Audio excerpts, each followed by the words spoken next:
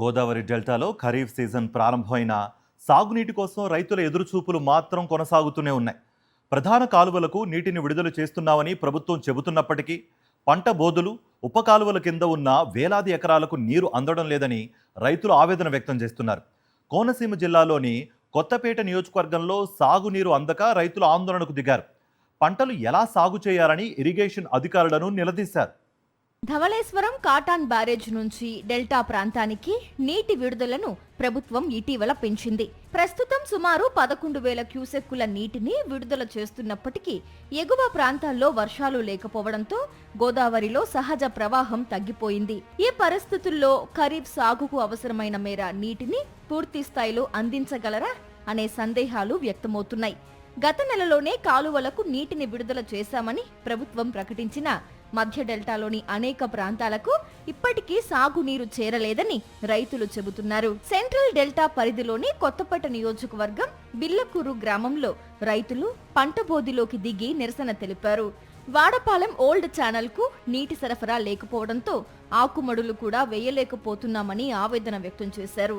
ఘటనా స్థలానికి వచ్చిన ఇరిగేషన్ అధికారులను రైతులు నిలదీశారు. బ్యారేజ్ నుంచి నీటి విడుదల జరిగి నెల రోజులు దాటినా తమ ప్రాంతానికి నీరు రాకపోవడం ఏమిటని ప్రశ్నించారు. ఈ ఏడాది ఖరీఫ్ సీజన్లో వర్షాభావ పరిస్థితులు రైతులను మరింత ఆందోళనకు గురిచేస్తున్నాయి. తూర్పు, మధ్య, పశ్చిమ డెల్టా ప్రాంతాలు గోదావరి జలాలపైనే ఆధారపడగా మెట్ట ప్రాంతాల్లో పరిస్థితి మరింత క్లిష్టంగా మారింది.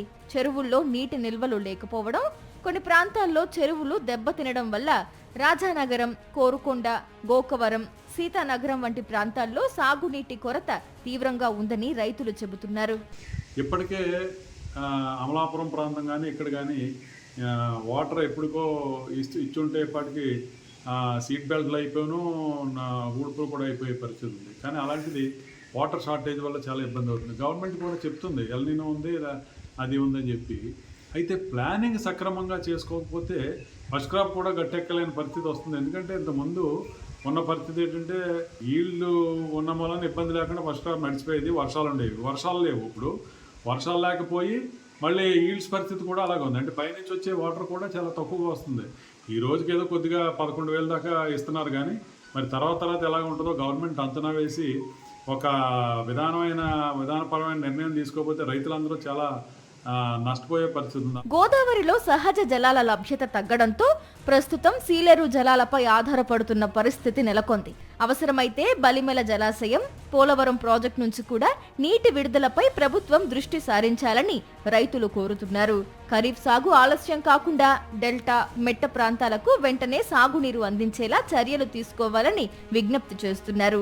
రైతుల ఆందోళనల నేపథ్యంలో ప్రభుత్వం ఎలాంటి నిర్ణయం తీసుకుంటుందన్నది ఇప్పుడు ఆసక్తికరంగా మారింది. మరిన్ని అప్డేట్స్ కోసం ఛానల్ ను సబ్స్క్రైబ్ చేయండి. నోటిఫికేషన్స్ కోసం బెల్ ఐకాన్ పై క్లిక్ చేయండి.